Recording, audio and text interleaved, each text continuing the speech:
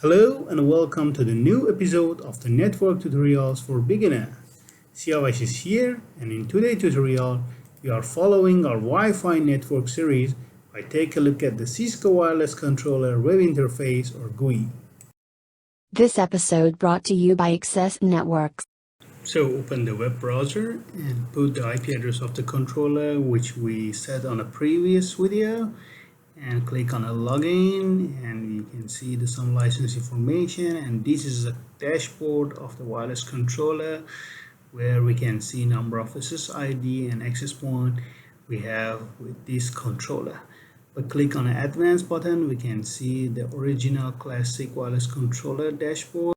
Here we can see the generic information of the wireless controller, such as its IP address, AP and CDP information.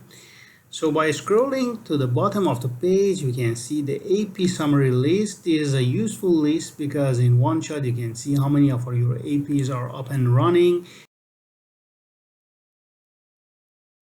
So let's review the other tabs. First tab is WLAN, which shows the SSID information. By clicking on SSID, we can change the detail of the SSID, such as a name, the radio policy we can apply, or hide and broadcasting the SSID. Second subtab is security. We can set the layer 2, layer 3 and AAA servers information here. It depends on your requirement. You can change all this setting. And in AAA server, actually if you have a different radius or TechX Plus servers, you can set here. The QoS show the 4 predefined QoS setting for wireless controller. The default is a silver, which is the based on the best effort. And in other tabs such as advanced, you can set all other details belong to the SSID.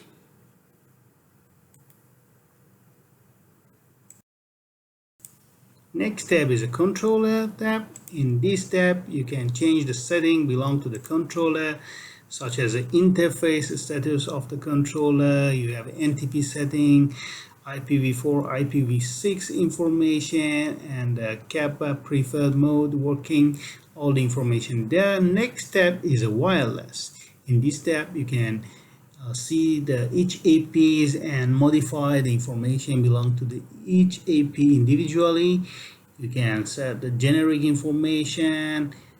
You set the interface information of the AP. If you have more than one controller in high availability, you can set all the wireless controller information.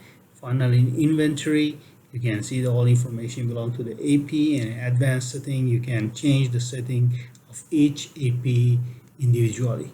One of the questions people ask me, how to change the country code for a wireless controller in generic.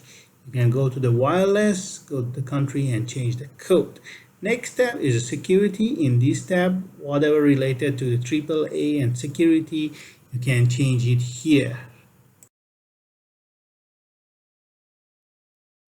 Next tab is management. Via this tab, you can change the configuration of the management plane of the controller, things such as HTTP or HTTPS access, enabling or disabling the telnet, console port configuration, managing the local users.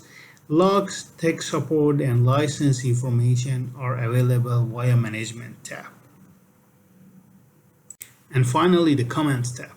Within this tab, you can reboot your controller or set its time.